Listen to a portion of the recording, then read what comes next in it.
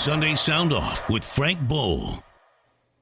Good evening, everyone. Welcome to Sunday Sound Off, where you get a chance to be part of the conversation on everything sports.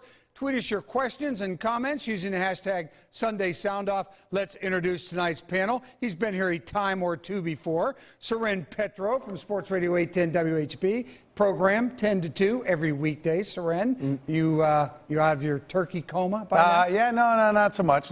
I'm still feeling good from all the holiday eating and always happy for a quick overtime if we're going to have it here on Sunday Night Football. Absolutely. We've had a few late games. Blair Kirkhoff, the college columnist from KC Star. Blair, how are you? I'm doing fine, Frank. Still a few minutes left in college football firing Sunday. You know, maybe get a couple in under the wire here. We need a few more candidates and openings. And, of course, Sam Mellinger, also KC Star. They're fine columnists. How are you doing tonight, Sam? Terrific. Still trying to walk off the best holiday of the year. All right, here we go. He said it. Gentlemen, here are our hot topics for the evening. What are your thoughts on Mizzou's coaching search? Are they aiming too low for their next head coach? And will there be another border war between KU and Mizzou? And number three, what do you think about the one-and-done rule in college basketball? But first, to our question of the week, how good are these Chiefs? Seren, what do you think?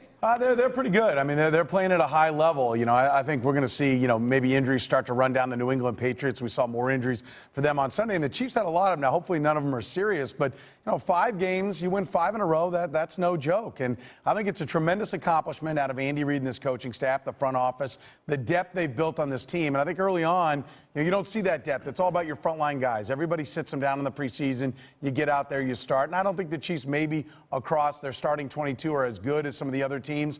That and obviously the Denver game, I think, crushed them. But as you're getting deep into that roster, particularly their offensive line, you're finding out that this is a pretty good football team. And Andy Reid did a great job. He said it. He'd never been 1-5. We'll get through it together. That's what he told his players.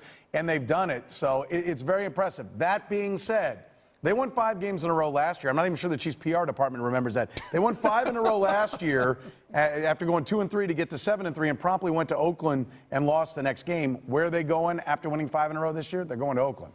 Yeah, I remember Oakland had lost 16 straight. Blair, what do you think? That was a short week, remember. Wasn't that a Thursday night game, yes, as I recall? It was. Mm-hmm. Seren makes a good point about the depth. I think that's what I see that's different about these Chiefs. They lose, Jamal Charles and plug in Charkandrick West. They lose West and they plug in Spencer Ware, and he goes for 114 yards today. That depth was really tested on the offensive line, and the offensive line didn't matter who was in. It played really well, throughout the day. During this 5-game winning streak, I thought the defense kind of set the tone, especially on those road division wins the last couple weeks. But today I thought the offense did, with Jeremy Maclin especially. What a great day for him. And Alex Smith played very well. I think today was a really good day for the Chiefs offense. Sam, what do you think? How good is this team? What's funny is before the season, I think a lot of us thought this was a 9-10 win kind of team, and that's what they are now. They weren't certainly as bad as they looked when they started 1-5, and I don't know that they're quite as good as winning 5 in a row. Today I thought was their most impressive win of the season for a lot of different reasons. I think Buffalo was playing for everything. That's a very talented team. And the Chiefs matched it. They came back, get down 10. I don't think anybody expected them to come back the way that they did with Alex Smith throwing it deep like that. Assuming that Justin Houston's injury is not serious, that it's just a week or two kind of thing, it's a playoff team. But I do think they're flawed enough that expecting them to get beyond the wild card or certainly beyond the divisional round is a little bit too much to ask. They still don't have a lot of margin for error. It's still kind of a flawed team.